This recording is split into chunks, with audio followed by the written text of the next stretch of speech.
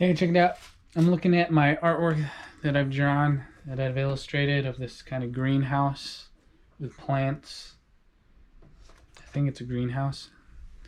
I just wanted to talk about stuff that I'm thinking about. Like, why do people create art? Why do people do it? It's a strange question. You might think that it has a lot of answers depending on the person, but it doesn't. The answers are all the same. It's just how you interpret it that's different. If you're confused, you might see things that aren't quite right. Okay? So I'll tell you what the answer is. I'll tell you what the reason is why we create art. It's because energy goes through a process of becoming more focused, becoming unfocused by other energy that tries to become focused. Okay? So we have all this energy in the world, and at different places in space, it's trying to become focused. And because it's trying to do this in different places, some places become more focused, and in becoming more focused, it causes other places to become unfocused. Okay? And when those places become unfocused, the energy gets redirected and continues to try to become focused. Okay? Everything's trying to become focused. Okay? How does this apply to the question of why do we create art? Well, just look at the process. Look at what you're doing. Just look at it. Okay? In the process, it starts off very sketchy and generic, unclear. You're not sure what you're doing. Sometimes you feel something, right? You feel like you gotta express something, become emotional or something like that. Maybe not in the way that people typically describe emotion to be, but in your mind is becoming in this emotive state where it's has this energy flowing uncontrollably, and it's causing you to do things that you're not aware that you're doing. Okay? And because energy tries to focus itself, and we're basically energy, you're trying to direct it towards a specific point. Okay? And you do all this unknowingly. Okay? So art is just one way of doing that. Okay? You're doing it in many ways at one time, constantly. Okay? But people like to focus on specific things. Okay? That's just part of it. So art is one thing that the energy focuses towards. Okay? We're like the sun. We're just beaming out these focused beams of energy in specific places, even though it's not physically the way that I describe it. And you can interpret it that way. Okay? So art, you look at what's happening in a piece of art, all the energy is being focused towards some specific structured design, okay, that we have in mind, okay, based on the emotive properties involved in the energy that is traveling, okay, and it gets bent towards what we're looking at, where we're trying to direct it. Okay, so just look at what's happening. Just look at it. All you need to do is just look and see what's actually going on. Okay, it's not that difficult. Okay, this is how I've come to realize this. Okay, and now I have to just not explain it, but show an example as to how it's doing it. Okay, and that way people recognize the pattern if I do it over and over again, explaining it over and over again, the same things. Okay, so look at the art. We start off with this unstructured very vague pencil sketch. We could even go further back than that and look at the piece of paper. It's just blank paper, blank canvas, very unfocused, right? It's kind of interesting to think about. It's unfocused space. Space is very interesting. Yeah, but we start with this canvas of unfocused energy, place where things can become focused, okay? And we just draw very lightly with a pencil. People like to do that. We notice people do that because they're uncertain how the energy should become focused, how things should be drawn, right? They haven't done it before, right? There's nothing there. There's nothing there to say that it has happened a specific way that it ought to be, right? We have to somehow determine the best way to go about it. And so we do it lightly because it could change. We may want it to be different later on, okay? Because there's no relativity when you begin. There's just blankness. There's no relativity, right? There's no way to judge, okay? It's very interesting. So we begin drawing what we have in mind, right? And then we come to a point where we feel like, okay, maybe we could start doing more. We could put more energy into it, more definition, more focused state, right? We could add to it.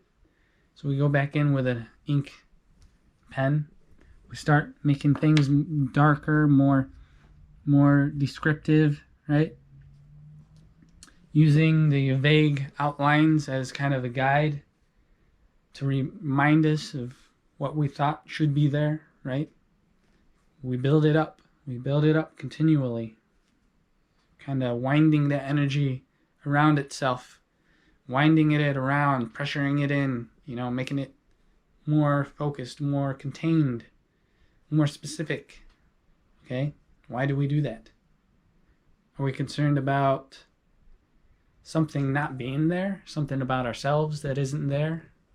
Are we concerned that we're not something? We have to be something? It's kind of strange to think about, okay? Is that just a reflection of what we're doing? So we continue to do this cycle, this process of trying to focus something that isn't there, okay? Energy, okay? Maybe energy is the outcome of that process, okay?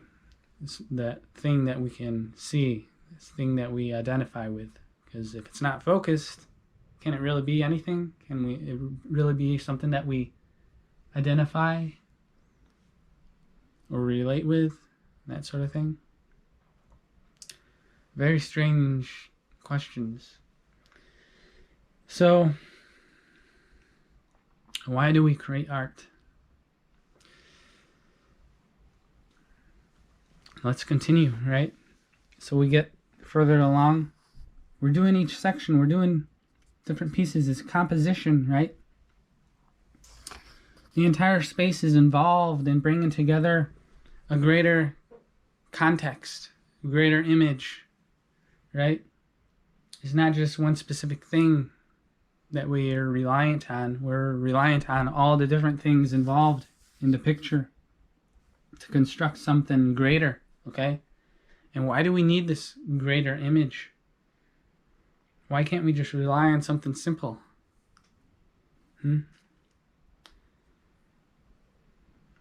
Because we can't relate with that. There's no relativity, right? It would just be one thing, or it would be nothing, right? So we have to have all these different things together, communicating or creating this structure or this way of allowing energy to flow, allowing energy to be something, right? Allowing us to feel as if we're something, as if what we do has a purpose. And maybe that's all the purpose we need, right? Maybe that's it. Maybe that's all we need. Maybe that's all it is, right? But sometimes we get confused, or maybe the confusion aspect is part of it as well. And is why we have all these different things and why we believe something's more important than something else, right? When in reality, it's all the pieces working together. And having this togetherness is what allows things to, have this context that there's something, right? Right? So it's kind of strange, and I'm kind of losing grasp as I try to arrange all these different ideas and concepts together. It takes a lot of weight, or it is a lot of weight to hold and understand, grasp, like the concept of that.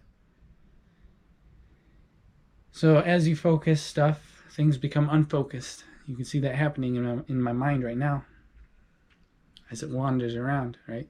I'm trying to focus on all these different things, and the energy gets exasperated and that sort of stuff. That's why we have to go through the cycles of being focused and unfocused. Working on one piece of art, stopping that, working on something else, working on another piece, getting that completed. It's this cycle, this repetition thing, this repetitious thing that occurs. And in between everything, we're always uncertain as to what's going to happen, because it's that blank space, it's that blank canvas, right? In between everything, it's a blank space that seemingly has no limit. That's why it's everywhere. Nothing can stop it, right? And that's always there, reminding us to question what's going on, reminding us to wake up and be like, hey, what is this, right? Because you'll never be able to answer that, right? So there will always be that pushing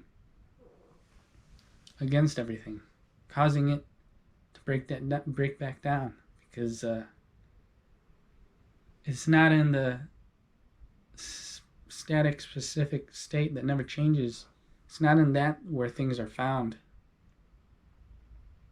I think it's in the development of stuff, when we actually realize what's going on, okay?